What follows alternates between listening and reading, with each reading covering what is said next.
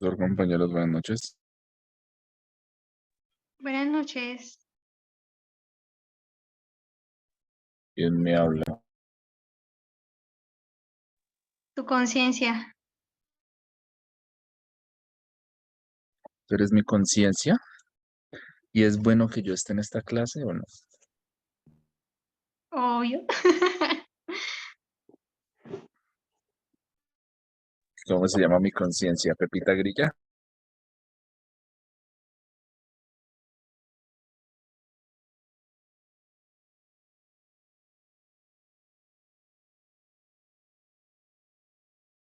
Bueno, muchachos, buenas noches a todos. Me alegra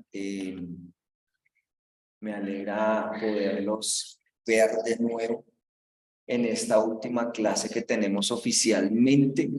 Entonces vamos a tratar de hoy correr un poco y de tratar de avanzar en los temas que hemos venido trabajando, porque desafortunadamente este semestre se fue volando, muchachos, volando. Entonces vamos a empezar sin perder tiempo. Entonces, permítame, yo voy preparando el video que va a ser introducción entonces a precisamente a los filipenses. Entonces, espérenme un segundo, me organizo acá. Y vamos a traer los filipenses entonces. Listo, voy a compartirles acá entonces sonido. Sonido. Ay, Espíritu Santo. Ya, sí.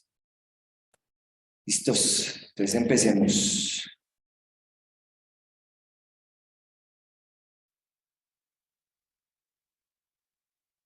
La carta de Pablo a los Filipenses. La iglesia en Filipos fue la primera comunidad de Jesús que Pablo fundó en Europa Oriental, y esa historia se nos cuenta en Hechos capítulo 16. Filipos era una colonia romana en la antigua Macedonia, estaba llena de soldados retirados y era conocida por su nacionalismo patriótico. Así que, allá, Pablo tuvo resistencia cuando anunciaba que Jesús es el verdadero rey del mundo. Después de que Pablo salió de allá, aquellos que se hicieron seguidores de Jesús continuaron sufriendo resistencia, incluso persecución, pero siguieron siendo una comunidad vibrante, fiel al camino de Jesús. Pablo envió esta carta desde una de sus muchas prisiones y lo hizo por una razón muy práctica. Los filipenses habían enviado a uno de sus miembros, Epafrodito, para llevarle un regalo monetario a Pablo para su sostenimiento en la prisión. Pablo envió esta carta de regreso con Epafrodito para decir gracias y para hacer mucho más que eso.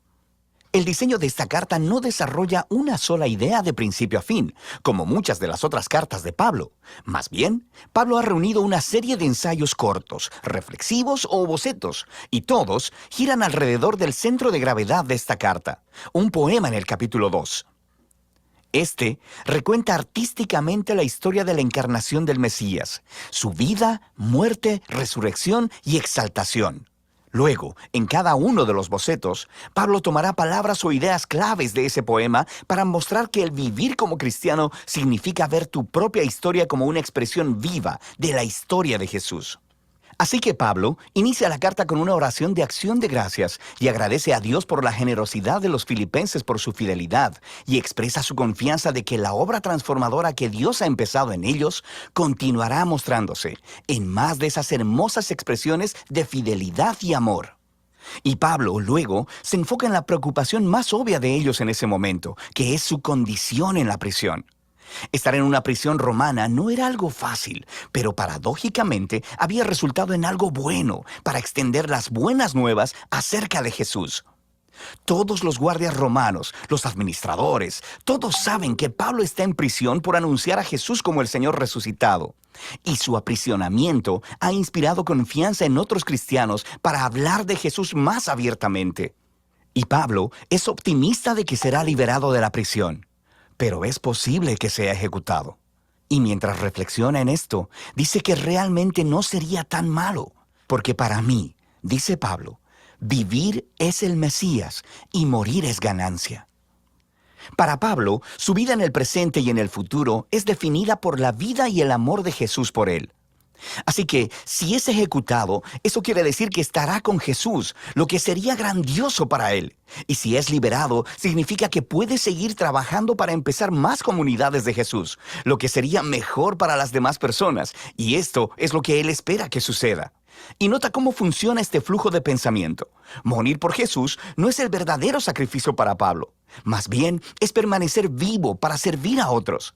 Así que esa es la manera de Pablo de participar en la historia de Jesús. Sufrir para amar a otros más que a sí mismo. Pablo luego se vuelve a los filipenses y los exhorta a participar del ejemplo de Jesús pensando de la misma manera que él. Les dice, sus vidas como ciudadanos deben ser consistentes con las buenas nuevas del Mesías. Así que estos cristianos en Filipos vivían en un semillero de patriotismo romano, pero su manera de vivir debe ser moldeada por otro rey, Jesús, y eso podría traer persecución. Pero ellos no deben temer sufrir por estar asociados a Jesús, porque es la manera de vivir la historia de Jesús mismo, lo que lleva a Pablo al gran poema del capítulo 2. Es muy rico y está lleno de ecos de pasajes del Antiguo Testamento, especialmente la historia de Adán y su rebelión en Génesis 1 al 3 y de los poemas del siervo sufriente en el libro de Isaías. Este poema es digno de memorizarse. Es una hermosa versión condensada de la narrativa del Evangelio. Antes de volverse humano, el Mesías existía en un estado de gloria e igualdad con Dios. Y a diferencia de Adán, quien trató de alcanzar la igualdad con Dios, el Mesías eligió no explotar su condición de igualdad para beneficio propio. Más bien, se despojó a sí mismo de esa condición. Se hizo hombre, se volvió siervo de todos y aún más que eso, permitió que lo humillaran. Él fue obediente al Padre al ir a morir en una cruz romana. Pero a través del poder y la gracia de Dios, la vergonzosa muerte del Mesías fue revertida a través de la resurrección. Y ahora Dios ha exaltado a Jesús hasta lo sumo, como el Rey sobre todo cuanto existe, otorgándole un nombre que es sobre todo nombre, para que toda la creación reconozca que Jesús, el Mesías, es Señor, para la gloria de Dios Padre. Ahora, esta última declaración es asombrosa. Pablo está citando Isaías capítulo 45, un pasaje donde toda la creación reconoce al Dios de Israel como Señor. El punto de Pablo aquí es muy claro. En el Jesús crucificado y resucitado, descubrimos que el único y verdadero Dios de Israel consiste en Dios el Padre y el Señor Jesús. Así que para Pablo, este poema expresa su convicción acerca de quién es Jesús. Y hace algo más. Ofrece el ejemplo de Jesús como una manera de vivir que sus seguidores deben imitar. De manera que por esta razón, Pablo continúa inmediatamente contando dos historias. Primero, acerca de Timoteo y luego sobre Epafrodito, porque ambas son ejemplos de personas que están viviendo la historia de Jesús. Timoteo es como Jesús, porque él está constantemente preocupado por el bienestar de otras personas, más que por el suyo. Y Epafrodito, a quien los filipenses enviaron con su regalo, terminó arriesgando su vida para servir a Pablo en la prisión. Se enfermó tanto que casi murió tratando de ayudar a Pablo, pero Dios tuvo misericordia de él y de Pablo al librarlo de perder un amigo. El punto de Pablo aquí es que este tipo de personas son ejemplos vivos de la historia de Jesús y son dignos de imitar. Luego, Pablo se vuelve hacia su propia historia como ejemplo. Esos cristianos que habían estado demandando la circuncisión de los cristianos no judíos, recuerda su carta a los Gálatas, todavía están causándole problemas a Pablo. Le siguen recordando de su pasado cuando solía perseguir a los seguidores de Jesús, cuando intentaba mostrar su rectitud delante de Dios con su celosa obediencia de las leyes de la Torá. Pero al igual que Jesús, Pablo ha desechado todo ese estatus y privilegio. Él considera todo eso como basura, y la palabra que él usa es de hecho mucho menos cortés. Él está despojándose de todo para hacerse un siervo al igual que Jesús, para participar de sus sufrimientos y de su amor sacrificial. Y hace todo esto esperando que el amor de Cristo lo sostenga hasta la muerte y hasta la resurrección. Así que Pablo dice que para los seguidores de Jesús, su verdadera ciudadanía está en los cielos. Pero para Pablo, esto no significa que debemos estar esperando salir de la tierra e ir al cielo algún día. Más bien, el cielo es el lugar trascendente donde Jesús gobierna como Rey. Y él dice, esperamos ansiosamente que nuestro Rey Salvador venga de ahí y regrese, para traer su reino de justicia sanadora y de amor transformador, para producir una nueva creación. Luego, Pablo reta a los filipenses a seguir viviendo la historia de Jesús. Él primero se dirige a dos mujeres líderes prominentes en la iglesia que trabajaron junto a Pablo, y ellas tienen alguna clase de conflicto. Así que Pablo les ruega que sigan el ejemplo de humildad de Jesús, que se reconcilien y sean unificadas. Pablo luego exhorta a los filipenses a no rendirse al temor, sino que a pesar de la persecución, expresen todas sus emociones y necesidades a Dios, quien les dará paz.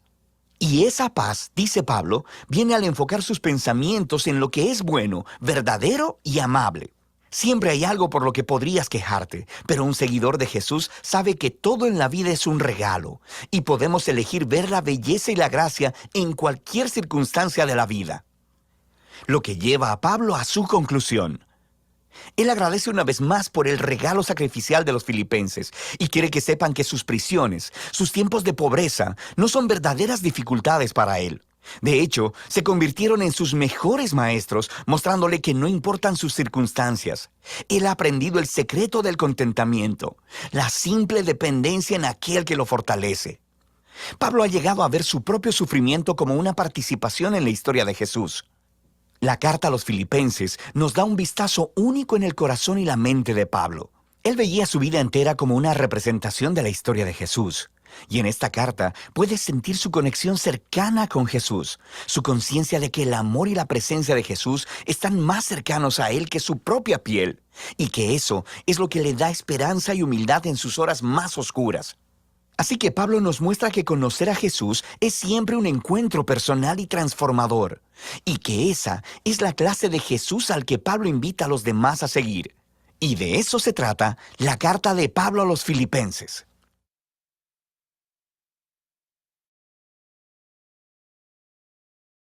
Listo. Ya tenemos entonces la exposición del contenido de la carta a los filipenses, ¿cierto? ¿Qué aspectos teológicos podemos rescatar, según lo que acabamos de ver, de Filipenses? ¿Qué les viene a la mente cuando acabamos de ver este video? ¿Qué es lo que más llama su atención? Mercedes, te escucho. Gracias, profe. Como Jesús, proveedor, o sea, Jesús, cumplidor de la promesa de provisión en todas las necesidades y en todas las circunstancias del pueblo de Dios. Listo, bien. Sara, ¿qué rescatas tú? Bueno, buenas noches a todos. Rescato dos cosas, voy a ser breve, o eso espero. La primera que me llama la atención es como que uno puede ver la obra de Jesús en Filipenses 2 o 4, no me acuerdo, bueno, donde dice que Dios lo exaltó hasta lo sumo y lo nombré por sobre todo nombre, pero antes de eso dice que Él se humilló. Entonces es como un resumen que hace el apóstol, un resumen que hace ahí de la obra del Señor Jesús. Y bueno, eso me llama mucho la atención porque en unos 8 versículos da ese resumen. También me llama la atención que hay como una unidad con el versículo de Romanos 8:28, que dice que todas las cosas les ayudan para bien. Esto es a los que conforme a su propósito son llamados.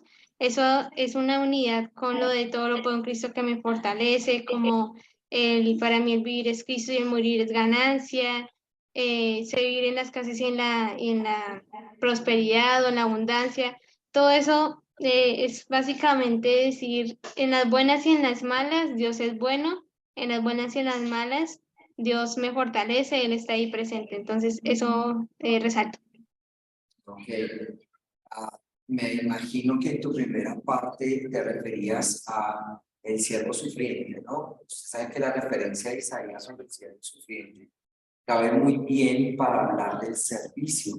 Y hay algo que sí podemos rescatar precisamente en esta carta, y es que hace ver que aquel que quiere servir debe servir con humildad, ¿sí? Porque hay muchos que sirven en la iglesia, pero no tienen el carácter humilde que la carta precisamente quiere desarrollar. Ahora, tengan en cuenta algo, y es que la provincia romana donde están ubicados los filipenses, Filipos, es una provincia que en cierta manera tenía no solo ese poder romano, sino que también había sido una provincia donde a partir de la llegada del Evangelio había transformado la vida de personas. Y esa transformación hizo que el pueblo romano tuviera sus ojos sobre ellos y hubiera una persecución mayor. Por lo que ustedes van a ver que Pablo, aprovechando precisamente que está encarcelado, les da ánimo a seguir. O sea, algo bonito que podemos resaltar en esta manera en la que estamos viendo las cartas, porque ahorita por ejemplo está hablando de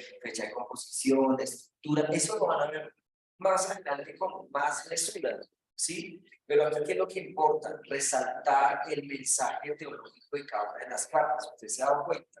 Lo que he venido haciendo con ustedes es resaltar ese principio teológico que al mismo tiempo se habla de un principio cristológico. ¿Cuál es el principio cristológico de Filipenses? Jesús, el siervo sufrido.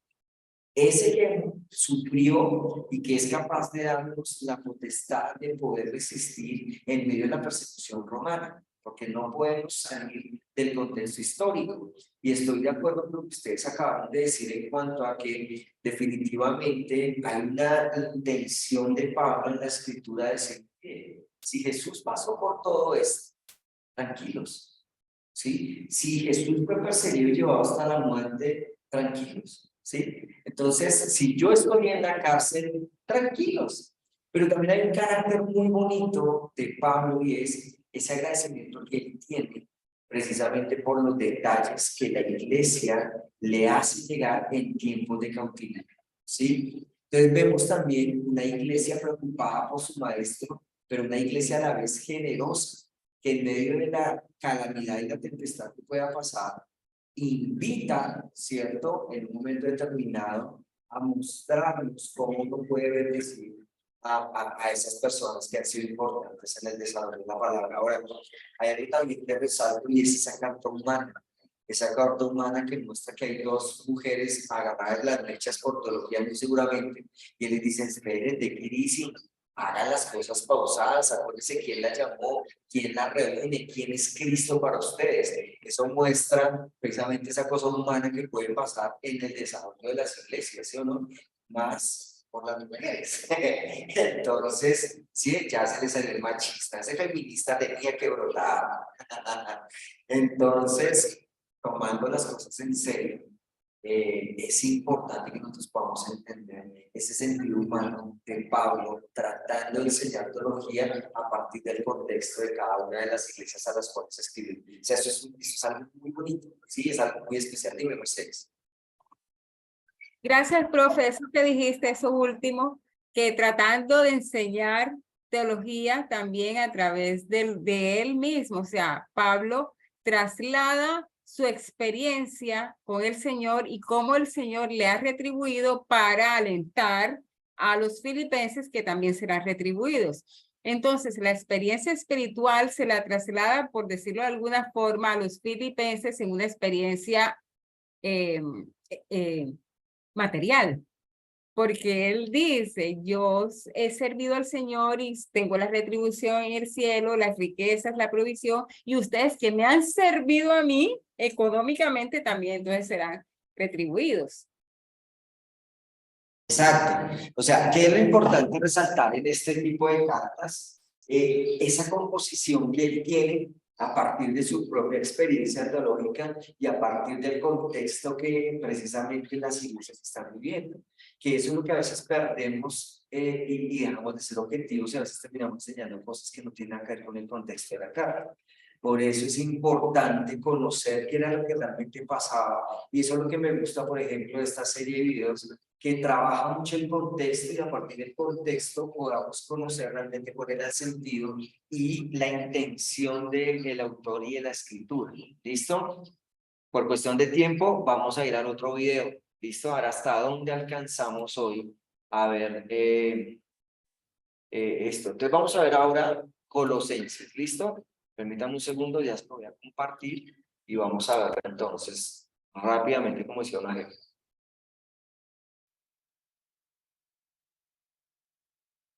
La carta de Pablo a los Colosenses fue escrita durante una de las muchas prisiones de Pablo por anunciar a Jesús como el Señor resucitado. Y la carta está dirigida a un grupo de personas que Pablo nunca había conocido, que formaban una comunidad de iglesias que él no inició. Esta iglesia en Colosas fue iniciada por un colaborador de Pablo llamado Epafras, quien era de esa ciudad. Epafras había visitado a Pablo en prisión recientemente y le informó acerca de lo bien que estaban los colosenses en general, pero también le mencionó algunas de las presiones culturales que los tentaban a darle la espalda a Jesús. Así que Pablo escribió esta carta para animar a los colosenses a que aborden los asuntos que Epafras expuso y para retarlos a una mayor devoción a Jesús. El diseño de la carta y su flujo de pensamiento son muy fáciles de seguir. El movimiento inicial se enfoca en Jesús como el Mesías exaltado. Luego, Pablo continúa mostrando cómo su sufrimiento en la prisión es en dedicación a Jesús exaltado, y después aborda las presiones que están tentando a los colosenses para darle la espalda a Jesús. Después de esto, él explora la nueva manera de vivir que la resurrección de Jesús ha abierto para ellos. Así que la carta abre con 2 oraciones. Pablo primero agradece a Dios porque Epafras le comunicó que los colosenses han sido completamente fieles a Jesús, mostrando su amor por Dios y por su prójimo. Todo por la esperanza que tienen en la nueva creación que Jesús tiene preparada para ellos. Y continúa orando para que ellos crezcan en sabiduría y entendimiento acerca de Jesús. Y luego Pablo colocó un poema aquí para ayudar a los colosenses y a nosotros a hacer exactamente eso. Este es el centro del capítulo 1, un poema que se trata sobre el Mesías crucificado y exaltado. Tiene 2 versos paralelos y está lleno del lenguaje y las figuras de los libros de Génesis, Éxodo, Salmos y Proverbios. El primer verso explora cómo Jesús es la verdadera imagen de Dios. En él, todo el carácter y el propósito de Dios están encarnados en un ser humano. Él es el primogénito, una frase del Antiguo Testamento que expresa la estatura real de Jesús sobre toda la creación. Él comparte su identidad misma con el único Dios verdadero y creador, y a través de él toda la realidad ha sido creada, todos los poderes y autoridades, espirituales y humanas. Es en Jesús el Mesías que descubrimos al mismísimo autor y rey de la creación. Así que en el segundo verso descubrimos que Él es también el que está produciendo una nueva creación. Él es la cabeza de un nuevo cuerpo, lo que se refiere al pueblo de Jesús, la nueva humanidad de la cual su resurrección misma es un prototipo. En Él mora la presencia gloriosa de Dios manifestada en el templo. Así que es a través de la muerte y resurrección de Jesús que Dios ha reconciliado consigo mismo a la humanidad, a todos los poderes espirituales, a toda la creación. Este es un poema asombroso y Pablo continuará refiriéndose a él en el desarrollo de la carta. Así que primero nos muestra cómo la verdad de este poema transforma su propia experiencia de sufrir en prisión. Él está siendo castigado por anunciar al mundo griego y romano que Jesús es el Señor y el Rey resucitado. Así que su sufrimiento, piensa él, no es una señal de derrota. En realidad es su manera de participar en el mismísimo sufrimiento de Jesús, realizado como un acto de amor. Y así, sus dificultades en realidad son una causa de gozo. Él está en prisión por las sorprendentes noticias de que el Mesías resucitado de Israel está creando una nueva familia multiétnica. Y aún más, así como la gloria divina mora en Jesús, Jesús mora en y a través de su familia internacional, o como dice Pablo, el Mesías en ustedes, la esperanza de gloria. Luego Pablo aborda las presiones culturales que están tentando a los colosenses a darle la espalda a Jesús. Ellos estaban siendo confrontados por una combinación de politeísmo místico, junto con una presión por guardar las leyes de la Torá. Todos estos nuevos cristianos habían crecido adorando a los varios dioses griegos y romanos que gobernaban las diferentes arenas de la vida humana, y muchos de ellos simplemente concluyeron que Jesús era una deidad más a la que podían adorar. También existía una gran presión por parte de la comunidad judeocristiana para que estos no judíos completaran su compromiso con el Mesías, obedeciendo todas las leyes que se encontraban en la Torá. Específicamente, él menciona comer una dieta kosher, guardar los días sagrados y la circuncisión. Es un problema muy similar al que trató en la carta a los Gálatas. Para Pablo, ceder ante cualquiera de esas 2 tentaciones es transigencia. Es fallar en entender quién Jesús realmente es y lo que Él hizo a su favor. Los colosenses solían vivir con miedo de los poderes espirituales y espíritus elementales, como Pablo los llama. Pero Jesús venció sobre estos con su muerte y resurrección. Él liberó a los colosenses de cualquier obligación hacia ellos, de la misma manera en que Jesús cumplió a nuestro favor todas las leyes de la Torá, las cuales, de todos modos, nunca tuvieron el poder de transformar el corazón humano egoísta. Y entonces, en función de lo que Jesús hizo en su vida, muerte y resurrección, no les falta nada. No necesita ser complementado con obediencia a las leyes. De cualquier forma, Él es la realidad a la que todas las leyes de la Torá apuntaban. En lugar de las leyes, los seguidores de Jesús tienen el poder de ser transformados por su resurrección, y eso es lo que Pablo continúa explorando. Seguir a Jesús significa unirse a su nueva humanidad, porque ahora sus vidas han sido unidas a la vida resucitada de Jesús. Y esta es la razón por la que Pablo reta a los colosenses a poner sus mentes en las cosas de arriba, donde está sentado el Mesías a la diestra de Dios. Ahora, Pablo aquí no quiere decir piensen sobre cómo algún día van a dejar la tierra e ir al cielo.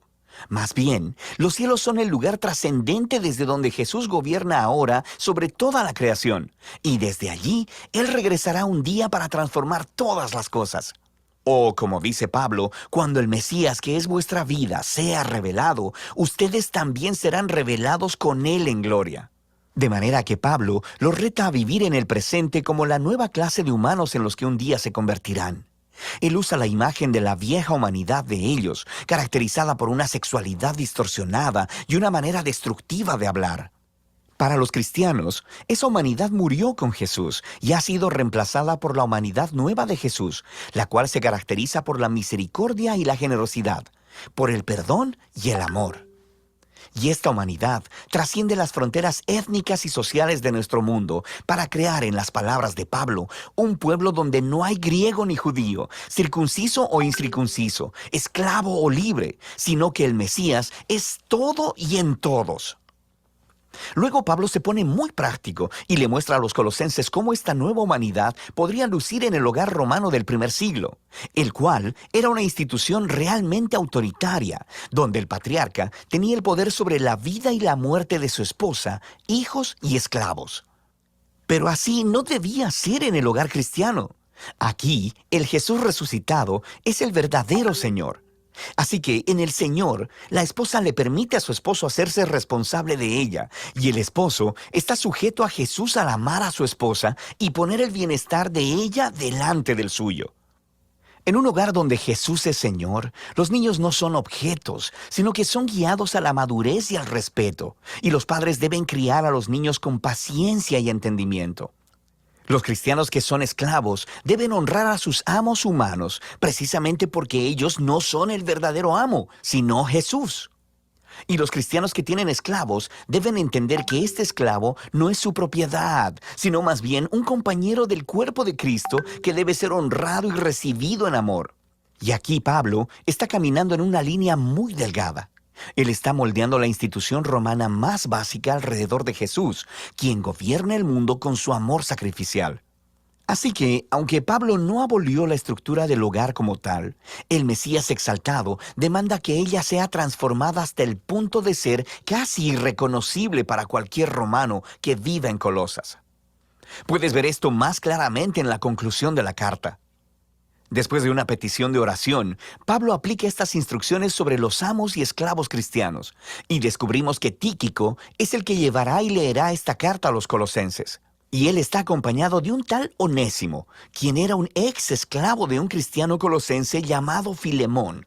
Y descubrimos de otra carta dirigida a Filemón que Onésimo había escapado de su amo. Este era un crimen digno de prisión. Pero Pablo pide a toda la iglesia que reciba a Onésimo como un hermano fiel y amado en el Señor. Y luego, en la carta a Filemón, Pablo dice que él debe recibir a Onésimo ya no como un esclavo, sino como a un hermano. Eso sí que es terminar una carta con un impactante golpe. Así que, en la carta a los colosenses, Pablo nos está invitando a ver que ninguna parte de la existencia humana está fuera del alcance del gobierno amoroso y liberador del Jesús resucitado. Nuestro sufrimiento, nuestra tentación a ceder, nuestro carácter moral, la dinámica del poder en nuestros hogares, todo debe ser reexaminado y transformado. Somos invitados a vivir en el presente como si la nueva creación hubiera llegado cuando Jesús se levantó de los muertos. Y de eso se trata la carta a los colosenses. ya sea que usemos lentes o no.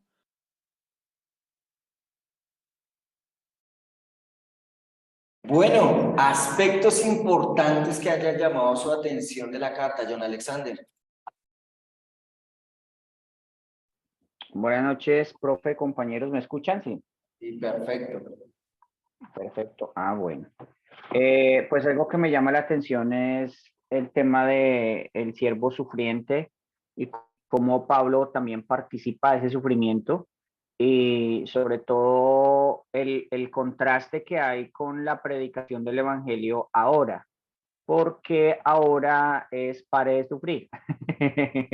Ahora es, Dios tiene todas tus respuestas, Dios tiene todas tus bendiciones y pues eso me confronta, la verdad, como cristiano y también como predicador o como pastor, porque realmente identificarse con el sufrimiento de Cristo es ser discípulo y no sé si tenga que ver, creo que sí tiene que ver con la carta de Filipenses que acabamos de ver, como ese todo lo puedo en Cristo que me fortalece, no es todo lo puedo hacer, sino más bien todo lo puedo sufrir, todo lo puedo soportar en la abundancia, en la escasez, en todo momento, en hambre, en persecución, en abundancia.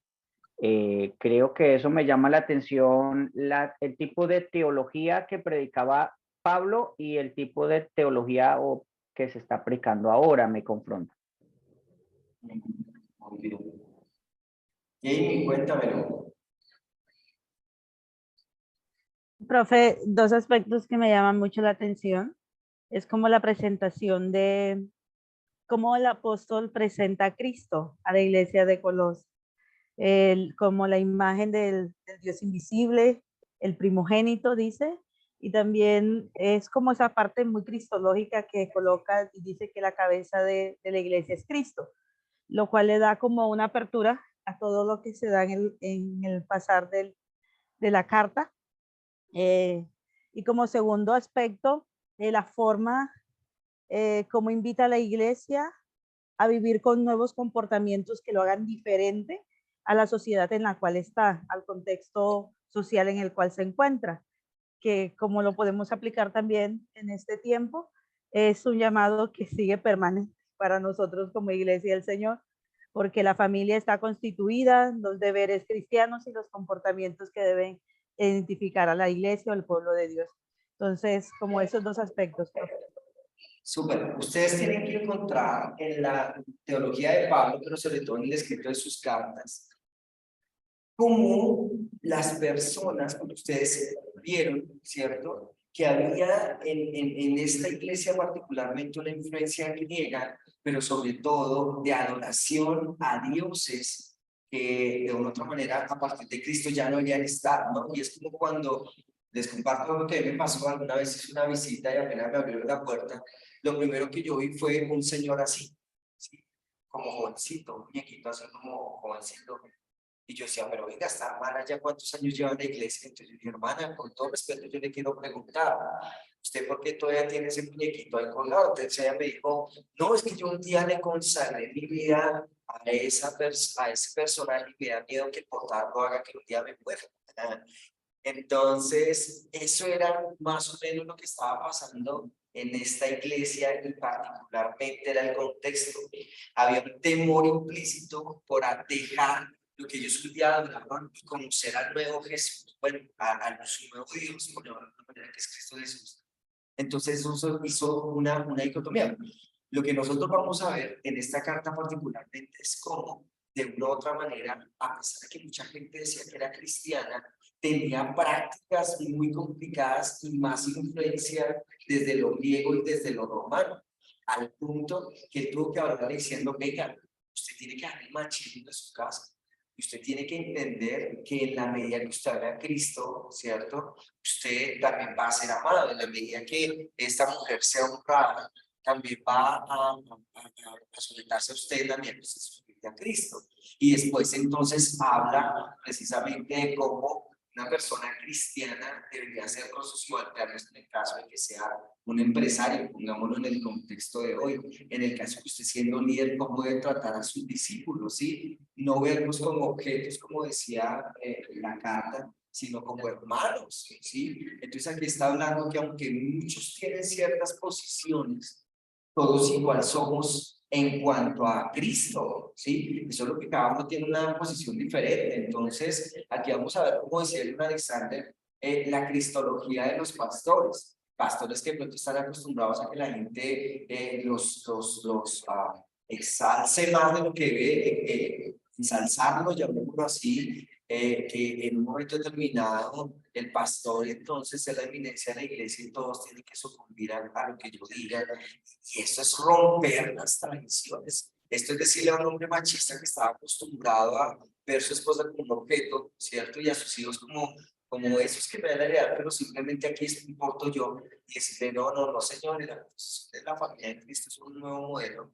Entonces hace ver que definitivamente a partir de Cristo todas las cosas serían diferentes, ¿sí? Entonces es muy interesante ver este tipo de teologías y ver interesantemente por qué Pablo, vuelvo y reitero, escribe a partir de los contextos de las iglesias. Dani, dímelo. Que me parece que esta carta, mientras escuchaba eso, recordaba algo, que existió la ley de Moisés, Deuteronomio y todo lo del Pentateuco para formar un pueblo, ¿sí? Darle las especificaciones, cómo es que se desarrolla. Jesús habla de algo que es el reino de Dios o el establecimiento del reino de Dios. Y pienso que esta carta en ese sentido sería muy importante porque es decir, cómo se comporta una persona que está en ese reino, que pertenece a ese reino y cómo debe actuar frente a las diferentes situaciones que se presentan en la vida. Sí, ahí se involucra el tema del matrimonio, ahí se involucra el tema del trato con las otras personas, que sí, el trato, digamos, en el tema social, cómo se desarrollan esas diferentes áreas y son consejos muy prácticos para que lo apliquemos y podamos a través de ello entender que hay un cambio de vida y hay un cambio en la expresión de ser cristiano, no simplemente por, a ver, de pronto digamos una oración que hicimos, sino por un cambio que existe en la forma de tratar a los demás y también de comportarme en esos escenarios. Sí, Dani, efectivamente es así, tal cual. Es que hay una diferencia y ustedes lo van a ver, por ejemplo, en Efesios. Pero voy a darle 5 minutos de receso y ya les voy a hablar de esa diferencia. ¿Listo? 8:50, vaya, levántese, tómense algo rápido y nos vemos en 5 minutos porque hoy sí el tiempo apremia. ¿Listo? 5 minutos.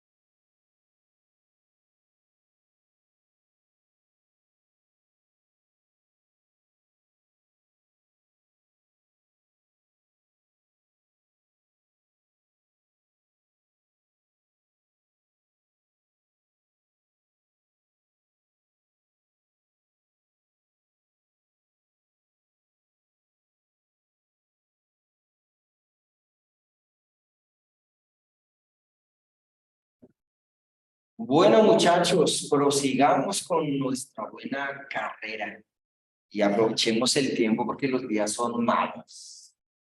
Entonces, hablábamos que una de las cosas que ustedes van a ver en Pablo precisamente es la de la intención que las personas a partir de Cristo Jesús y de tener la ley escrita en su corazón, sus vidas se han transformado. Recuerden que decíamos hace unos días atrás que si la oración es el instrumento de Dios para transformar la vida, vamos a decir entonces que la palabra es el instrumento de Dios para transformar el carácter cristiano de las personas, ¿sí? Entonces aquí ya estamos aprendiendo dos principios que deberíamos defender en la teología. Se lo repito. La oración es el instrumento de Dios para transformar la vida del orante, ¿sí? Pero la palabra de Dios es el instrumento de Dios para transformar el carácter de las personas, ¿sí? Entonces, eso para que lo tengamos en cuenta y es algo que precisamente Pablo va a resaltar a través de los contextos de cada una de las iglesias. ¿Listo? Ok, entonces vámonos a la siguiente iglesia, vamos a ir a Primera de Tesalonicenses, vamos a ver la iglesia de Tesalónica y vamos a ver también cosas muy interesantes a partir del contexto de la iglesia de Tesalónica. Entonces, vamos pues. Primera carta de Pablo a los tesalonicenses. Esta es probablemente la carta de Pablo más temprana que tenemos, y su trasfondo se encuentra en el libro de Hechos, cuando Pablo y su colaborador Silas fueron a la antigua ciudad griega de Tesalónica. Y después de tan solo un mes, hablándole a las personas sobre las buenas nuevas de Jesús, un gran número de judíos y griegos comprometieron su lealtad a Jesús y formaron la primera comunidad de iglesias ahí. Pero se estaban cocinando los problemas. El anuncio de Pablo de que el Jesús resucitado era el verdadero Señor del mundo trajo sospechas. Así que los cristianos en Tesalónica eventualmente fueron acusados de desafiar al César, el emperador romano, cuando decían que había otro rey, Jesús. Y esto llevó a una persecución tan intensa que Pablo y Silas tuvieron que huir de la ciudad. Y esto fue doloroso para ellos, porque amaban mucho a las personas que estaban ahí. Así que esta carta es el intento de Pablo de volver a conectarse con los cristianos en Tesalónica. Después, Pablo recibió un reporte de Timoteo diciendo que ellos estaban muy bien y que estaban floreciendo a pesar de la intensa persecución. Él diseñó la carta en base a dos movimientos principales. Primero, una celebración de la fidelidad de ellos hacia Jesús, y luego, un reto a seguir creciendo como seguidores de Jesús. Y entonces, estos dos movimientos están rodeados de tres oraciones. La carta inicia con una oración de acción de gracias. Los dos movimientos están unidos por una oración de transición, y luego la carta entera cierra con una oración final. Es un diseño hermoso. Pablo inicia dando gracias y celebrando la fe de los tesalonicenses, su amor por los demás y su esperanza en Jesús a pesar de la persecución. Él continúa relatando la historia de cómo se convirtieron, cómo ellos solían ser politeístas idólatras y cómo ellos estaban viviendo en una cultura donde todo en la vida estaba permeado por las instituciones y las prácticas que honraban a los dioses griegos y romanos. Y Pablo habla de cómo ellos dejaron a aquellos ídolos para servir al Dios vivo y verdadero, y cómo ahora están esperando la venida del Hijo de Dios desde el cielo. Así que, en una ciudad como Tesalónica, transferir tu lealtad hacia el Dios creador de Israel y al Rey Jesús tenía un costo: aislamiento de tus vecinos y hostilidad de tu familia. Pero para los tesalonicenses, el sobrecogedor amor de Jesús, quien murió por ellos, y la esperanza de su regreso, hacía que todo ello valiera la pena. Pablo luego hace un recuento de la historia de su misión en Tesalónica y de las queridas amistades que él formó allí con las personas. Aquí él usa metáforas realmente íntimas. Ellos lo trataron como su hijo y él se hizo como su madre. Y como su padre, él dice, nos hemos complacido en impartirles no solo el Evangelio de Dios, sino también nuestras propias vidas, pues llegaron a ser muy amados para nosotros. Pablo nos recuerda aquí que la esencia del liderazgo cristiano no se trata de tener poder o influencia.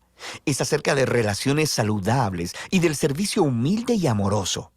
Pablo les recuerda que jamás les pidió dinero.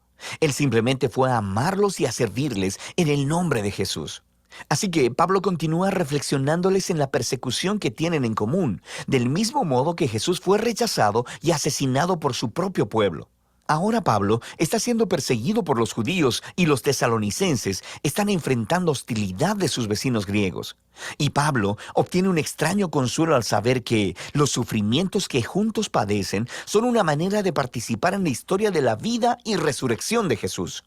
Pablo luego comparte acerca de la angustia que experimentó cuando escuchó sobre las dificultades que los tesalonicenses enfrentaron después de que él y Silas huyeron. Así que él envió a Timoteo para apoyarlos y para ver cómo estaban. Y para su gozo, Timoteo descubrió que ellos continuaban con firmeza, eran fieles a Jesús, estaban llenos de amor por Dios y su prójimo, y deseaban tanto ver a Pablo, tanto como Pablo deseaba verlos a ellos. De manera que Pablo concluye con una oración por resistencia. Y lo que es genial es que aquí él introduce los temas que va a tratar en la segunda mitad de la carta. Él ora para que Dios haga crecer la capacidad de ellos de amar, que fortalezca su compromiso por la santidad. Según ellos, fundamentan sus esperanzas en el regreso del Rey Jesús. Así que él abre el segundo movimiento de la carta, retándolos a vivir una vida que sea consistente con las enseñanzas de Jesús. De manera que esto significa, primero que nada, un serio compromiso a la santidad y a la pureza sexual. En contraste con la cultura promiscua y sexualmente destructiva que está a su alrededor, ellos deben seguir la enseñanza de Jesús de experimentar la belleza y el poder del sexo dentro del refugio de una relación de pacto matrimonial comprometida. Dios toma muy seriamente la impureza sexual, dice Pablo. Esta deshonra y destruye a las personas y a su dignidad. Seguir a Jesús también significa un compromiso de amar y servir a los demás. Así que Pablo les instruye sobre que los cristianos deben ser conocidos en la ciudad como personas confiables, que trabajan muy duro, no solo para ganar dinero, sino para generar recursos, tanto para sí mismos como para compartir generosamente con las personas en necesidad. Después de esto, Pablo trata varias preguntas que los tesalonicenses tenían respecto a la esperanza futura en el regreso de Jesús. Así que algunos cristianos en la iglesia habían muerto recientemente, muy probablemente asesinados como mártires, y sus amigos y familias se preguntaban acerca de cuál sería su destino cuando Jesús regresara. Así que Pablo deja claro que a pesar de su dolor y pérdida, ni siquiera la muerte puede separar a los cristianos del amor de Jesús. Cuando Él regrese como Rey, Él traerá hacia sí mismo tanto a los vivos como a los muertos. Y Pablo aquí utiliza una imagen realmente genial. Usa un lenguaje que normalmente describiría la manera como un súbdito del César romano enviaría una delegación para recibir su llegada a la ciudad. Luego, Pablo aplica esta imagen a la llegada del Rey Jesús. Cristo también será recibido por una delegación de su pueblo, quienes se encontrarán con el Señor en el aire, le dan la bienvenida y lo escoltan de vuelta a este mundo, donde Él establecerá su reino de justicia y de paz. Pablo quiere entonces que los tesalonicenses vean cómo esta esperanza debe motivarlos a la fidelidad a Jesús. Así que Pablo se burla de la famosa propaganda romana que dice que es el César quien trae paz y seguridad. Por supuesto, la paz romana venía a través de la violencia, a través de esclavizar a sus enemigos y de la ocupación militar.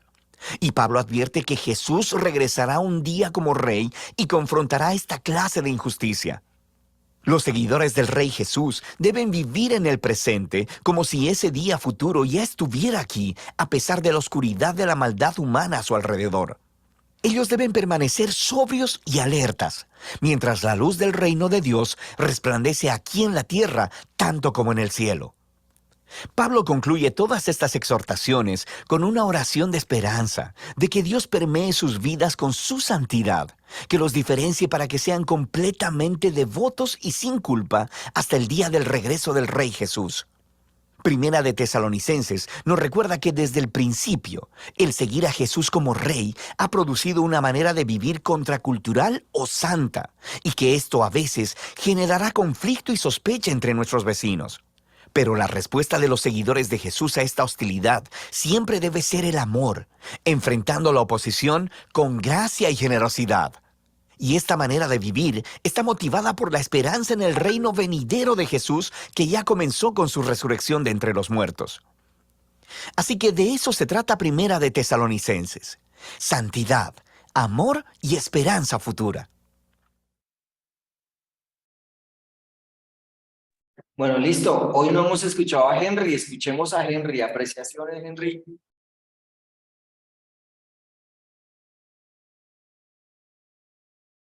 Henry. Hola, profe, aquí estoy. Bueno. Em, Apreciaciones. sí, señor. Permítame. Bueno, varias apreciaciones acá. Una de ellas es pues el desafío que hace Pablo, en este caso al César, al decir en este caso que el Señor es el Señor Jesucristo y no el César, ¿no? Creo que es un desafío que Pablo hace acá. Quizás no escatima su vida, quizás no escatima nada, sencillamente por establecer un principio bíblico. Es un hermoso mensaje, una hermosa invitación para nosotros.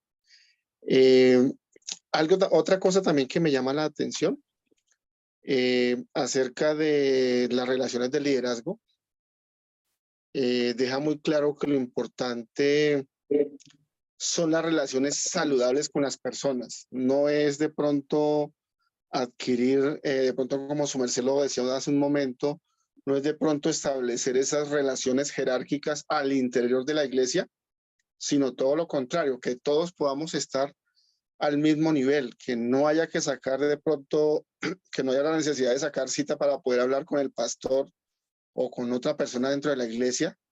Es otro bonito ejemplo que nos coloca Pablo, y creo que trayéndolo a la actualidad, creo que es muy pertinente. De pronto esas dos cositas me llaman la atención, profe. Listo. Ahora sí. Dani.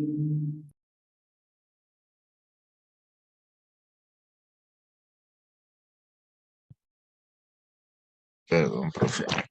¿Me repite la cuestión? No, ¿qué apreciación te da ver primera de Tesalonicenses desde esta cosmovisión? Bueno, pues me llama la atención lo que hace el apóstol Pablo cuando le escribe a los tesalonicenses y les habla sobre el tema de lo que produce el seguir a Jesús y cómo eso se convierte también en una contracultura, ¿sí? Como la vida en santidad. Eso que, digamos, a veces hablamos mucho de ser santos, pero cómo eso se convierte también en un mundo, sobre todo tan convulsionado como en el de hoy, en algo que es ir un poco contracultura, y cómo la contracultura se muestra, pues lo pienso de pronto así, a través de nuestras vidas y de nuestro testimonio. Porque a veces vemos hoy en un mundo como el que estamos, que se quiere ser contracultura, pero contracultura es destruir prácticamente lo que está, porque aparentemente está mal, pero Jesús lo plantea desde mejorar al aquel que está inmerso en una cultura, y a través de esa mejora de creer en el Señor va a generar un gran cambio en el lugar y en la sociedad donde está, o en la familia donde esa persona se encuentra. Lógicamente, ese reto va a demandar una exigencia y nos va a colocar en lo que podemos, digamos, determinar como una vida santa, que a veces, digamos, la santidad se ha visto como algo muy, como un sueño muy lejano para alcanzar, ¿sí? Como tal vez algunos de pronto lo miran como un estado en el que se va a llegar después de hacer un poconón de cosas, pero digamos que el apóstol Pablo lo plantea de una forma un poco más práctica, y más que práctica, allegada a algo que es lograble, no imposible. Y pienso que ahí es donde a veces, aún desde nuestra propia concepción, lo digo partiendo de mí. A veces uno pensaba cuando le dicen sea santo, uno se imagina el esfuerzo tan bravo y tan tenaz que tengo que hacer. Mejor dicho, lo mejor para ser santo es ser un ermitaño, irme por allá a vivir una vida alejado de todo el lugar donde estoy. Pero el apóstol Pablo y la concepción que se muestra es, no, es que la santidad está creada para que no es que sea parte de donde usted está, sino afecte usted con el mensaje de Dios de una forma práctica el entorno donde usted está. Listo, muy buena conclusión. Mercedes, dímelo. Gracias, profe. Es importante cómo la carta resalta la figura del discípulo o del mensajero. De hecho, así comienza, ¿no? Comienza como nombrando a Timoteo, a Silvano, ¿cierto? ¿Por qué lo digo? Porque en el momento y lo estoy diciendo no por la carta, sino por el video. O sea, estoy hablando del video totalmente.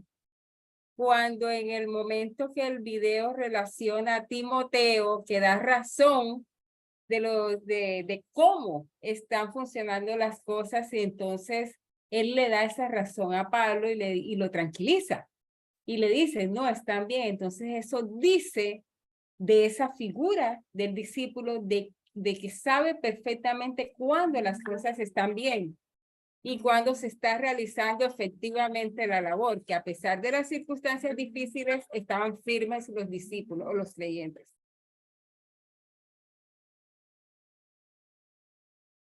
Ok, otra perspectiva, otra mirada, bien. Ok, vamos a ir a segunda de Tesalonicenses, porque me gustaría que al menos viéramos una de las de Timoteo. Entonces vamos a ver rápidamente la segunda carta de Tesalonicenses para concluir Tesalonicenses, precisamente. La segunda carta de Pablo a los tesalonicenses. No mucho tiempo después de escribir Primera de Tesalonicenses, Pablo recibió un reporte sobre los cristianos en Tesalónica de que los problemas que él había tratado en esa carta no solo habían continuado, sino que habían empeorado. Las persecuciones se habían intensificado y los cristianos tesalonicenses estaban confundidos y atemorizados respecto al regreso de Jesús. Así que Pablo envió esta breve carta que está diseñada para tener 3 secciones que abordan los 3 problemas en esta iglesia. Pablo primero ofrece esperanza en medio de su persecución continua y ofrece claridad acerca del venidero día del Señor. Y luego, finalmente, él reta de manera muy específica a las personas ociosas que se negaban a trabajar con normalidad. El final de cada una de estas secciones está marcado claramente con una breve oración final. Pablo inicia con una oración de acción de gracias por el continuo amor y fidelidad de los tesalonicenses y específicamente por su perseverancia. Él se ha enterado de que sus vecinos griegos y romanos, y quizás hasta los judíos, han intensificado la persecución de estos cristianos. Son una minoría religiosa que se enfrenta a una violenta opresión, y Pablo está preocupado de que ellos podrían dejar de seguir a Jesús si la cosa se ponía peor. Así que Pablo les recuerda, como lo hizo en la primera carta, que su sufrimiento por estar asociado con Jesús es una manera de participar en el reino de Dios. Jesús fue coronado como rey por su sufrimiento en la cruz, así que sus seguidores mostrarán su victoria sobre el mundo imitando la perseverancia no violenta y paciente de Jesús. Pablo también les recuerda que esto no durará para siempre. Cuando Jesús regrese, Él traerá su justicia y la aplicará a aquellos que los han oprimido y derramado sangre inocente. Específicamente, Él dice que su castigo será la exclusión de la presencia del Señor y de la gloria de su poder. Pablo aquí no especula sobre el destino de aquellos que rechazan a Jesús, excepto para decir que a lo largo de sus vidas no quisieron tener nada que ver con Jesús, y al final van a obtener lo que desean, ser distanciados de una relación con su Creador y Rey. Y para Pablo, esta es la peor de las tragedias. Elegir la separación de Jesús, la fuente de toda vida y amor, es abrazar tu propia perdición. Él cierra esta idea orando para que Dios use sus sufrimientos para traer un profundo cambio de carácter dentro de ellos, de modo que sus vidas honren el nombre de Jesús. Pablo entonces pasa a tratar un asunto específico relacionado con el regreso de Jesús y el día del Señor. Alguien en la comunidad de la iglesia en Tesalónica había estado esparciendo información equivocada a nombre de Pablo, diciendo que el acto final de justicia de Dios sobre la maldad humana, el día del Señor, estaba sobre ellos, que ya había llegado. Y esta gente probablemente habían estado prediciendo fechas sobre el final de todas las cosas y estaban asustando a otros cristianos. Y puedes darte cuenta de por qué. Debido a la intensa persecución, eran vulnerables a que alguien dijera que Jesús ya había venido como ladrón en la noche. Ellos habían sido dejados atrás. Quizá Jesús abandonó a los tesalonicenses en su sufrimiento. Estas palabras realmente molestan a Pablo. Están distorsionando su enseñanza. El regreso de Jesús nunca debería inspirar miedo, sino más bien esperanza y confianza. Pablo les recuerda todo lo que les enseñó acerca del regreso de Jesús cuando estaban en la ciudad, y aquí les ofrece un breve resumen. En realidad, esta explicación es demasiado corta. Este párrafo tiene muchos enigmas y problemas de interpretación, pero lo que está claro es que Pablo cita el conocido tema de los profetas Isaías y Daniel, de que los reinos de este mundo continuarán produciendo gobernantes que se rebelan contra Dios, como lo hicieron antes Nabucodonosor o el rey del norte. Estos líderes se habían exaltado a sí mismos, asignándose autoridad divina. Y para Pablo, estos antiguos reyes y profecías nos proveen imágenes y nos muestran un patrón que Pablo vio cumplido en su día, en los emperadores romanos Calígula y Nerón, y esperaba que se repitiera otra vez. Esa historia terminaría con un gobernante profundamente rebelde, empoderado por la maldad misma, alguien que desatará el caos y la violencia en el mundo de Dios, pero no para siempre. Cuando Jesús regrese, Él confrontará al rebelde y a todos los que cometen maldad y liberará a su pueblo. Así que el punto de Pablo aquí no es animar a los futuros lectores a la especulación apocalíptica, sino consolar a los tesalonicenses. Él está recordando las enseñanzas de Jesús en Marcos 13, donde dijo que los eventos que anunciarán su regreso serían muy públicos y evidentes. Así que ellos no necesitan estar atemorizados o preocupados porque fueron dejados atrás. Más bien, deben mantenerse fieles hasta que Jesús regrese para liberarlos. Así que, en su oración final, Él le pide a Jesús y al Padre que consuelen y fortalezcan a los tesalonicenses para que permanezcan fieles en el camino de Jesús. Lo cual lleva a Pablo a su tema final.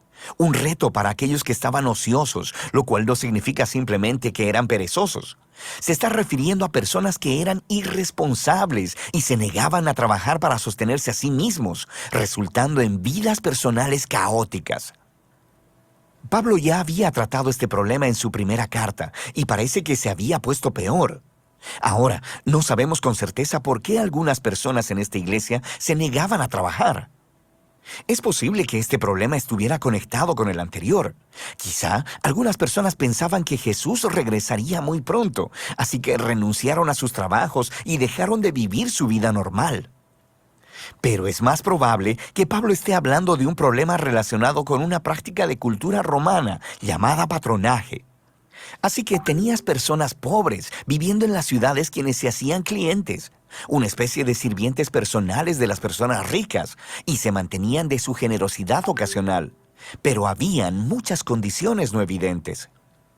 Esto a veces involucraba a los sirvientes en la manera corrupta de vivir de sus patrones, sin mencionar que tenían un salario impredecible. Así que esto parece ser a lo que se refiere Pablo cuando dice que estas personas llevan una vida desordenada. No están trabajando y se están metiendo en los asuntos de otros. Pablo entonces les recuerda del ejemplo que les dio cuando estuvo con ellos.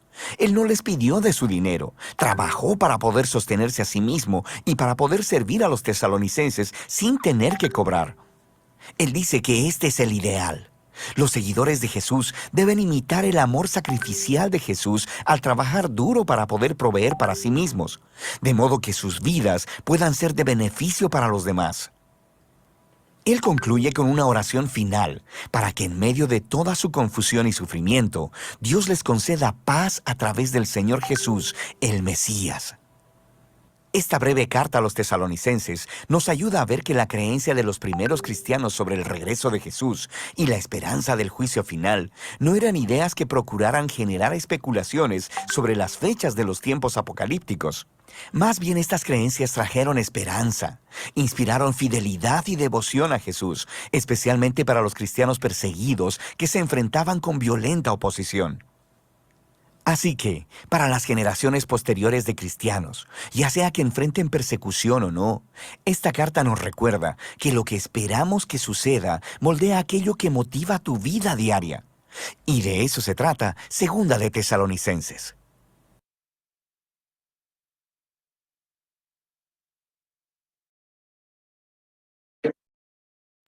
Jamie, ¿qué te pareció esta conclusión de esta segunda carta de Tesalonicenses?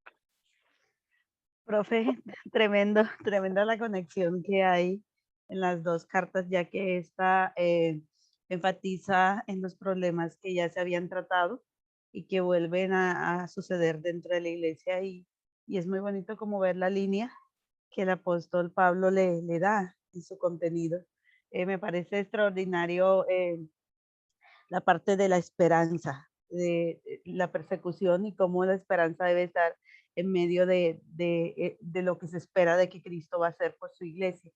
Y cómo hay ese llamado también a los cristianos o creyentes, la parte de los ser juiciosos, porque porque se fijan los tres problemas a los cuales se escribe, y algo que ya el apóstol Pablo, como lo mencioné, había mencionado también en la primera carta de Tesalonicenses, donde decía que debían tener un llamado al servicio, trabajar para servir a Dios y ofrecer amor. Entonces, como que esa continuidad muy bonita, profe. Es importante ver algo, ¿no? Que uno espera que cuando manda una solución, esa solución haga eso, ¿no? Arregle lo que está mal. Pero la segunda carta de Tesalonicenses especialmente es como un llamado de SOS. Pablo, en lugar de mejorar, vamos para atrás. Y lo más triste es que sus enseñanzas están siendo tergiversadas por otros y aprovechadas por otros. Y eso yo creo que en cierta manera en un líder causa una sensación de, hombre, ya les había dicho, ¿sí? Hombre, yo ya les he hablado 1000 veces de esto y ustedes siguen en la misma cosa, ¿sí? Entonces uno ve un Pablo en este momento como tratando de corregir, no pudiendo estar ahí, pero sí dando una nueva solución, ¿sí? Claro, como estamos hablando que la iglesia de Tesalónica es una de las más nuevitas, ella estaba viviendo un tiempo de persecución muy fuerte después de que el emperador romano, que se me escapa el nombre, Señor Jesús, desata todo un caos, porque ¿cuál era el problema? El que Roma estaba perdiendo su poder, porque es que el emperador era el rey, y que dijeran que Jesús era el rey, eso era muy complicado. Entonces, claro, esa nueva creencia en el que me están diciendo, no, venga, Jesús es el rey, obviamente para los primeros cristianos fue muy complicado, y hay una insistencia, una nueva insistencia mejor venga, Jesús es el rey, no tenga temor, y vamos a defender esta causa, ¿sí? Porque era defender una causa, era defender una manera de pensar, era desarrollar teología en medio de un mundo donde me han dicho, no, es que los verdaderos dioses son los dioses griegos y los dioses romanos, donde había templos específicos y especializados para la adoración de cada uno de nuestros reyes. Entonces, de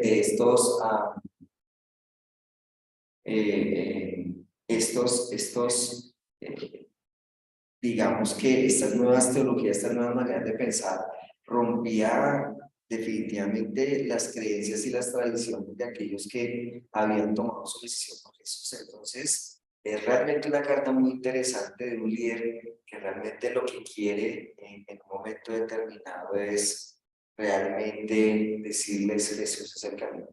Entonces, ustedes se han dado cuenta que en un momento determinado vamos a ver un Pablo trabajando sobre contextos, iglesias reales, pero sobre todo a partir de una teología real, ¿sí?